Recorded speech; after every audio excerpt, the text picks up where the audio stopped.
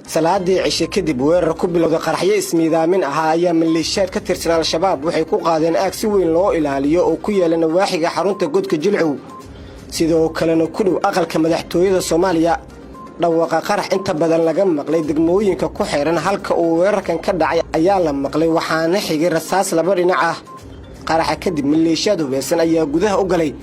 hotelka lagu magacaabo Villa Reis oo ku yaala aaga godka Jilcow warar aan helna ayaa sheegaya in hotelka la weeraray ay deganayeen mas'uuliyiin ka tirsan dawladda sida wasiirka amniga xukuumadda Soomaaliya Doodishe iyo wasiirka diinta iyo waqaafta Muqtaar Row Mansuur intaasi kadib dhawaqa hub culus oo qaarkood la sheegay inay yihiin bambaanooyinka gacanta laga tuuro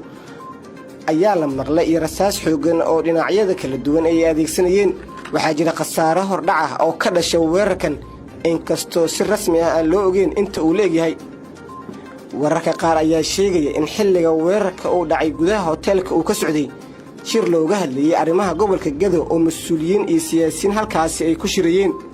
hotelka weerarka caaw uu ka dhacay waxa uu ku yaalaa goobaha ugu amniga badan magaalada caasimadda ah maadaama ay ka dhow yihiin xarunta godka Jilcow oo ah halka nabad sugidda Soomaaliya ay ku xirto dadka lagu soo qabto dambiyada culus iyo xarunta madaxtooyada dalka looga armiyo